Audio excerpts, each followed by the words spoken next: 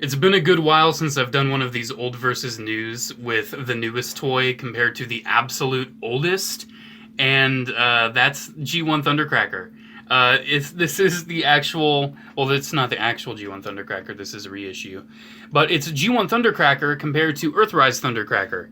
And I know people want to see Studio Series old versus news. I'm kind of running out of those to do, but I got a couple left in the pipeline. I will do them soon, but I really just wanted to do this because I love G1 Thundercracker, and the Earthrise mold is really great. This is going to be kind of a redundant video for the second half, though, because I've already talked about the Earthrise mold. I already did an old versus new when it comes to the Classics Starscream. I did, Classics Deluxe Starscream versus Earthrise Starscream. And obviously this is the exact same figure. But I haven't talked about G1 Thundercracker yet, so that'll be fun. So yeah, let's talk about the robot modes first. And obviously you can see, there's quite a difference here. Especially when it comes to... It's kind of funny, though, when it comes to kibble, they're pretty much the same. The only difference is that instead of it jutting off of the back of the head, it's just kind of resting on the back. There you go. It's pretty... They're pretty identical in that regard. It's kind of funny how similar these guys are, even though they have about 40 years, 35 years, more like it, of difference between them. So that's funny. Anyways, G1 Thundercracker is a goofy doofy boy, and I love him. Let's take a look at that head. Because he's got sticker eyes. His eyes are literally just stickers. And he's got a little silver nose. And it looks so dopey, and I love it. And the vents on the side of the Seeker head. It's kind of funny. You can see on Earthrise, yeah, he's got the vents on the side of the head. That detail actually derived from the vents from the side of the nose cone. And also, the detail of the cone heads, Dirge, Thrust, and Ramjet, came from them just being transformed like this. Isn't that hilarious? But yeah, that's just on a hinge. Whoop! And the head's kind of goofy. Very sticker heavy. He's got stickers there. He's got stickers that wrap around his body. That's all one big sticker right there. He's got stickers right there on his thighs. He's got stickers in his feet. He's got stickers in his vents right there. He's got stickers on his wings. He's pretty sticker heavy. He's a pretty sticker heavy figure. Most of his details do come from stickers. His arms are pretty funny looking. They're kind of just weird panels with fists literally attached to them. And he's got these massive, awesome null rays, though, which they can fire, I think. Yeah, they do fire, but it's a G1, so... Will it...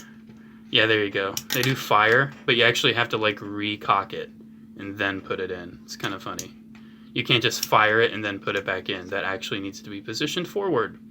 And then it'll go back in. So yeah, you have that. And then you have his wings, which are kind of further down.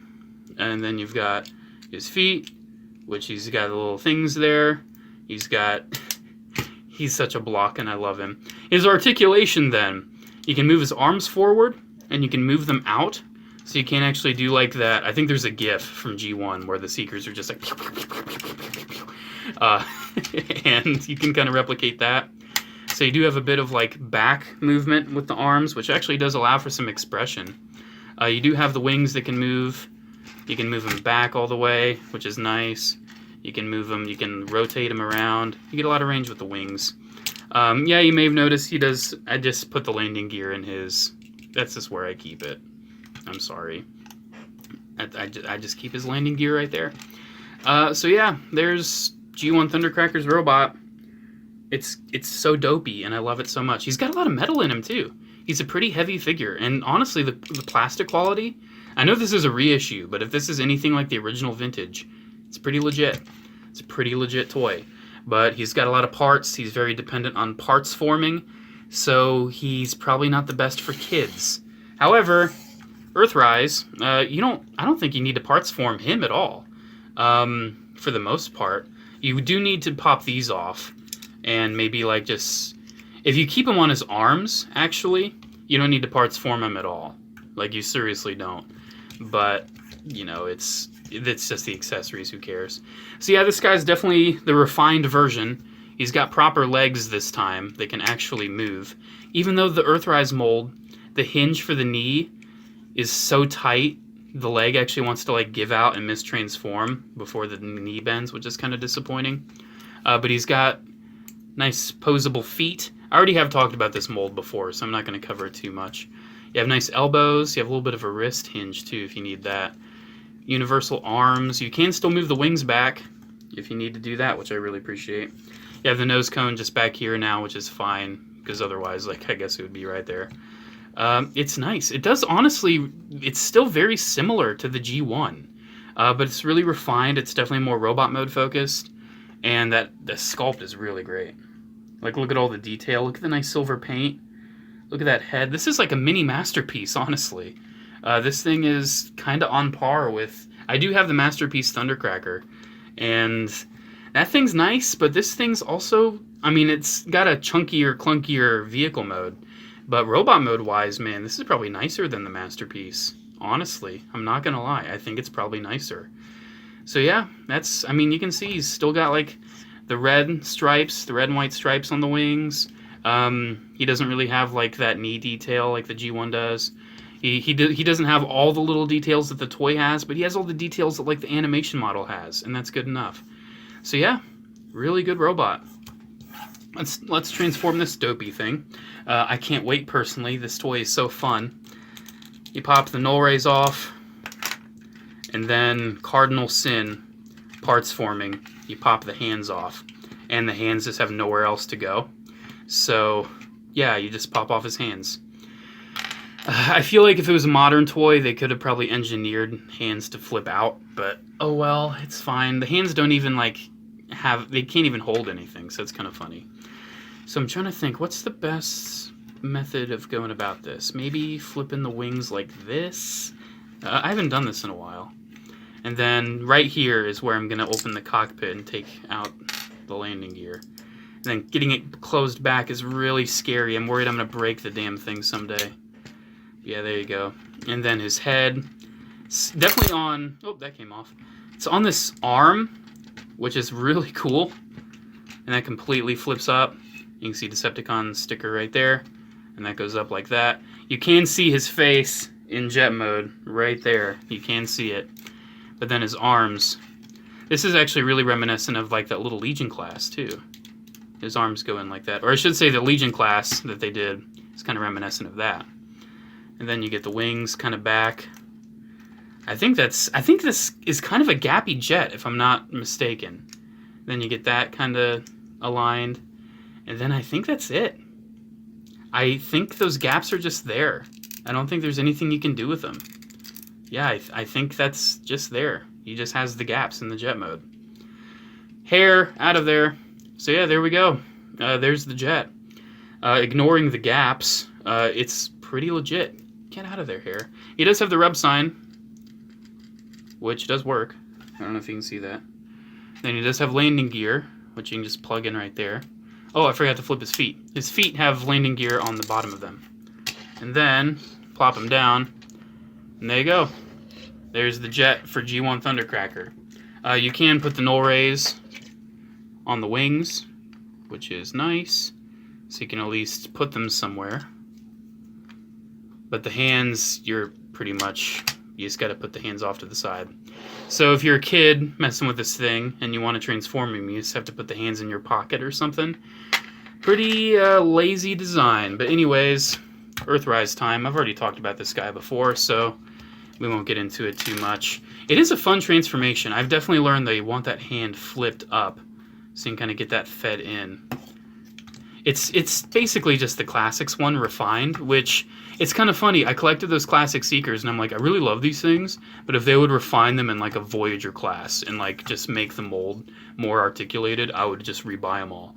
And then they announced they were going to do that, and I was hesitant. But, I mean, I pretty much have them all, but the thrust that hasn't come out yet.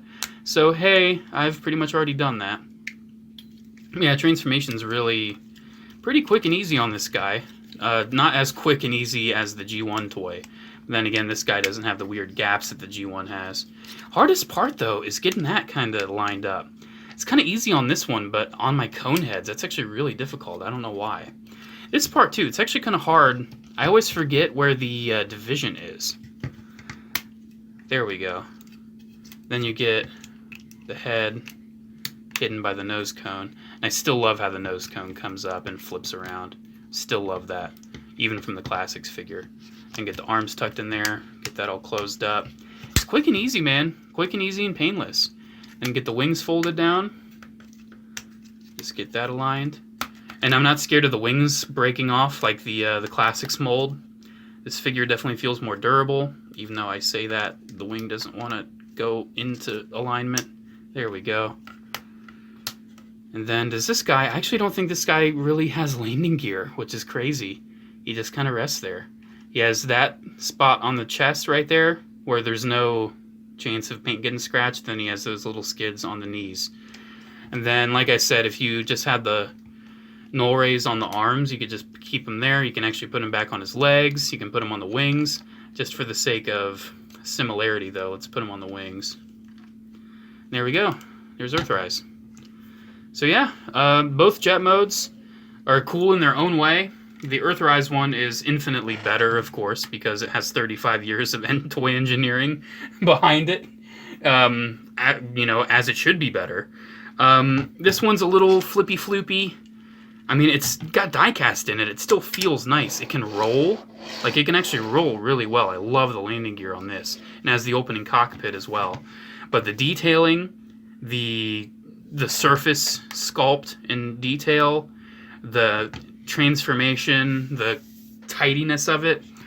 Unfortunately, this one doesn't have the red on the tail fins there, or those struts, whatever they're called. I'm not a you know, freaking plane expert. I was gonna try to use a more technical term, but I couldn't think of it. I had a brain fart. But yeah, this old versus new has been fun. It's been interesting. Which one do I prefer? This is one where I don't feel like they're comparable.